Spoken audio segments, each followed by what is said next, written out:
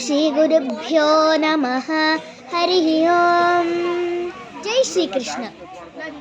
ಈ ದಿನ ಅಂದರೆ 22/12/2024 ಮೈಸೂರು ಹೆಬ್ಬಾಳಿನಲ್ಲಿ ಏರ್ಪಡಿಸಲಾಗಿದ್ದ ದಿವ್ಯಧ್ವನಿ ಸಂಪದ ಕಡೆಯಿಂದ ಶ್ರೀಮದ್ ಭಗವದ್ಗೀತಾ ಕಂಠಪಾಠ ಸ್ಪರ್ಧೆಯಲ್ಲಿ ಇದೀಗ ನಾನು ಮೈಸೂರಿನಲ್ಲಿ ಭಾಗವಹಿಸುತ್ತಿದ್ದೇನೆ.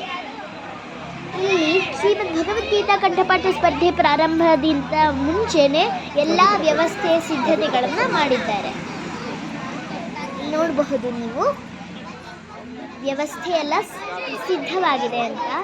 ಇಲ್ಲಿ ಪ್ರೈಸ್ಗಳನ್ನೆಲ್ಲ ನೀಟಾಗಿ ಜೋಡಿಸಿಟ್ಟಿದ್ದಾರೆ. ಅತ್ಯುನ್ನತವಾಗಿ ಉತ್ತಮವಾಗಿ ಹೇಳಿರುವವರಿಗೆಲ್ಲ ಈ ಪ್ರೈಸ್ಗಳನ್ನೆಲ್ಲ ನೀಡ್ತಾರೆ. ಇನ್ನೇನು ಸ್ವಾಗತ ಭಾಷಣ ಶುರು ಆಗುತ್ತೆ. ಜನಜನಿತವಾದಂತಹ ಮಾತು ದಿವ್ಯಧ್ವನಿ ಸಂಪದ ಅಂತ ಆ ಹೆಸರೇ ಸೂಚಿಸುತ್ತೆ. ಅದು ಭಗವಂತನ ವಾಕ್ಯ, ಭಗವಂತನ ಧ್ವನಿ. ಅದು ಆ ರೀತಿಯಲ್ಲಿ ಈ ದಿವ್ಯಧ್ವನಿ ಸಂಪದವೂ ಕೂಡ ಭಗವಂತನ ವಾಕ್ಯ ಹೇಗೆ ಎಲ್ಲರಿಗೆ ಹೃದಯಂಗಮವಾಗಿರುತ್ತೋ ಹಾಗೆ ಜನಸಾಮಾನ್ಯರಿಗೆ ದಿವ್ಯಧ್ವನಿ ಹೇಳುವಂಥದ್ದು ಮನಸ್ಸಿನಲ್ಲಿ ನಾಟ್ಕೊಂಡಿದೆ. ಯಾಕೆಂದ್ರೆ ಮೈಸೂರಿನಲ್ಲಿ ಬೇಕಾದಷ್ಟು ಭಗವದ್ಗೀತಾ ಕಂಠಪಾಠ ಸ್ಪರ್ಧೆಗಳು ನಡೆದ್ರು ನಮ್ಮ ದಿವ್ಯಧ್ವನಿ ಸಂಪದದ ಒಂದು ಹಿರಿಮೆ ಗರಿಮೆಗಳೇ ಬೇರೆ. ಇದೇ ಒಂದು ತೂಕ, ಬೇರೆಯದೇ ಒಂದು ತೂಕ ಅಂತ ಹೇಳ್ಬೋದು. ಆ ರೀತಿಯಲ್ಲಿ ಅಷ್ಟು ಯಶಸ್ವಿಯಾಗಿ 27 ವರ್ಷಗಳ ನಿರಂತರವಾದಂತಹ ಭಗವದ್ಗೀತಾ ಕಂಠಪಾಠ ಸ್ಪರ್ಧೆಯನ್ನ ನಡೆಸಿಕೊಂಡು ಬಂದಂಥವರು ಈ ದಿವ್ಯಧ್ವನಿ ಸಂಪದದ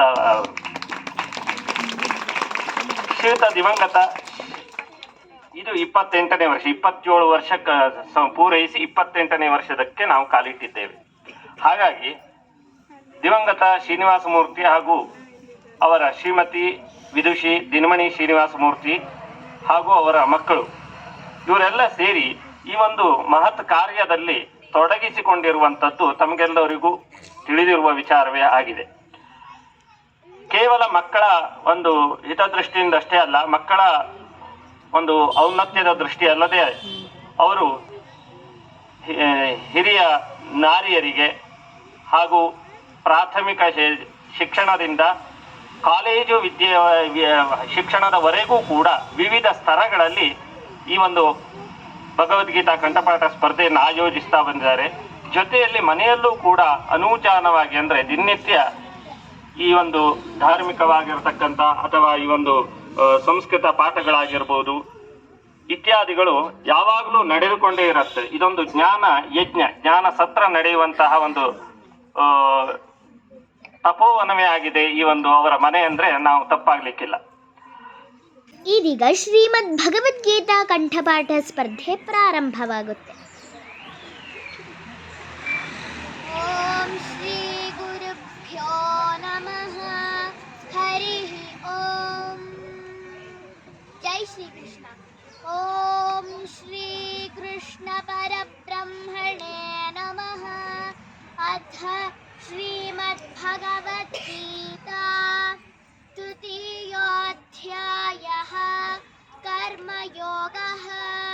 ಶ್ರೀ ಭಗವಾನುವಾಚ ಕಾಮ ಏಷ ಕ್ರೋಧ ಏಷಃ ರಜೋಗುಣ ಸಮುದ್ಭವಃ ಮಹಾಶನೋ ಮಹಾಪಾಪ್ಮ ವಿದ್ಯೇನಮಿಹ ವೈರಿಣಂ ಧೂಮೇನಾವ್ರಿಯತೆ ಯಥಾದರ್ಶೋ ಮಲೇನ ಚ ಯಥೋಲ್ಪೇನಾವೃತೋ ಗರ್ಭಃ ತಥಾ ತೇನೇದಮಾವೃತಂ ಆವೃತಂ ಜ್ಞಾನಮೇತೇನ ಜ್ಞಾನಿನೋ ನಿತ್ಯವೈರಿಣಾ ಕಾಮರೂಪೇಣ ಕೌಂತೇಯ ದುಷ್ಪೂರೇಣಾನಲೇನ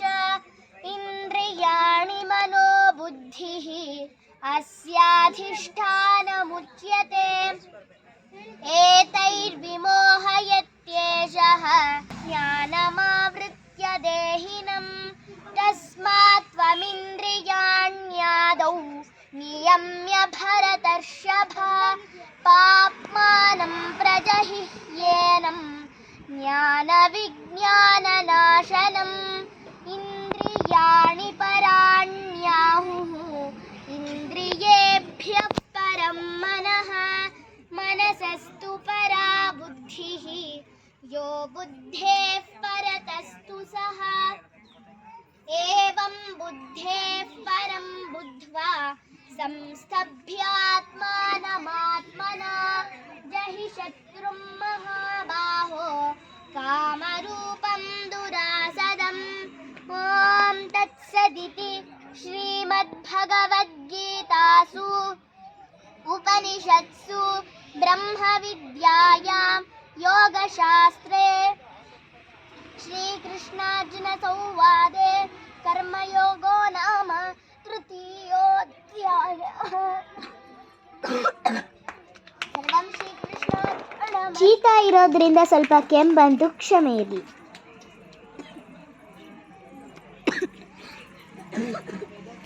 ಇನ್ನೇನು ಶ್ರೀಮದ್ ಭಗವದ್ಗೀತಾ ಕಂಠಪಾಠ ಸ್ಪರ್ಧೆ ಮುಗಿತಾ ಇದೆ. ಸ್ಪರ್ಧೆ ಮುಗಿದ ತಕ್ಷಣ ಲಘು ಉಪಹಾರದ ವ್ಯವಸ್ಥೆ ಇದೆ. ಲಘು ಉಪಹಾರವನ್ನು ಸೇವಿಸಿದ ತಕ್ಷಣವೇ ಬಹುಮಾನ ವಿತರಣಾ ಸಮಾರಂಭವಿರುತ್ತದೆ. ಯಾರು ಚೆನ್ನಾಗಿ ಆಡ್ತಾರೋ ಅವರಿಗೆ ಇಲ್ಲಿ ಇಟ್ಟಿದ್ದಾರಲ್ಲ ಈ ಪ್ರೈಸ್ ಹೋಗುತ್ತೆ. ತುಂಬ ಚೆನ್ನಾಗಿದೆ ಪ್ರೈಸ್ ಅಂತೂ. ಯಾರ್ಯಾರಿಗೆ ಬಹುಮಾನ ಬರುತ್ತೋ ಕಾದ್ ನೋಡೋಣ. ವಿಶ್ವಮಾನವ ವೇದ ಸಂಸ್ಕೃತ ಪಾಠಶಾಲೆ ಕುಮಾರಿ ವೈನವಿ ಬಿಸಿ ಪ್ರಥಮ ಬಹುಮಾನ. ಎರಡನೇ ಬಹುಮಾನ ಶರಣ್ಯ ಎಚ್ಎಸ್ BSS ವಿದ್ಯೋದಯ ಶಾಲೆ.